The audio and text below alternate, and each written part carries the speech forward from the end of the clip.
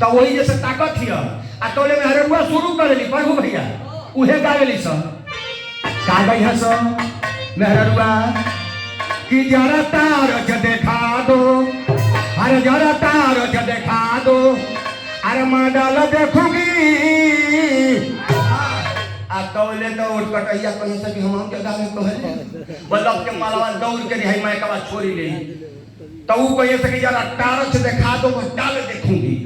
तई उठ कटैया ई हरे लगा ले या चरवा से तो पी ले ऊ कहे जरा तार देखा दो मैं डाल देखूंगी तई कही ना ना ना हां दो अरे मैं ना डॉक्टर कहीं से छोड़ रे मैं कबा छोड़ रे का बोलत रे अम्मा मलिया के मैं छोड़ ली है सब कहे सब अरे हमन का डाल देखे कथ जा तो ऊ कहे रे हमन तो मुहे मान के हमर मोनिया नुहा हो जाती है तो कहे सब तुम मत जा तो का जरूर है कबले का तब बुढ़िया कुल कहे सा कि अरे भागाला ये समधि भागा आए खारे मारुआ से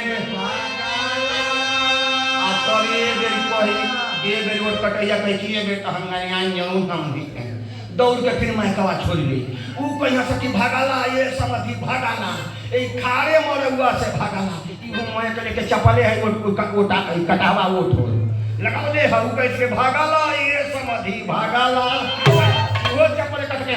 हां वाह का कह से का कह के छोरा करे मैं छोरा रे मैं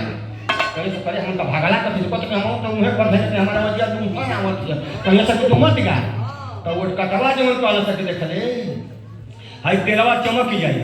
तेलवा चमकी के में हरवा का निगाह पर जिस कह के ये सो कि देखो तो गलवा कितना तेल डालते है बुझा तक तो तेलवे ना मिल रहा और दोस्तवा से देख ले हम हमारे बात कहां है तब कहे कि तुम है ने मनेला करा है रे बाबा तुम है ने मनेला करा है तो कहे से कहे उ कुछ छोड़ा और हाउ को गातो 7-8 वाला तो 7-8 वाला बड़ा जोर से गई है कहिया सब कितना जोर से कहिया सब बड़ा मन से आ कैसे कहिया सब कि अरे सातो नदिया पार से हर मोर भैया आइला रे नाना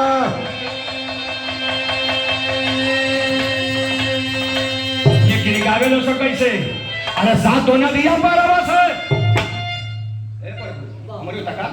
अरे साधु नदिया पर से अरे बड़ा भैया आइला रे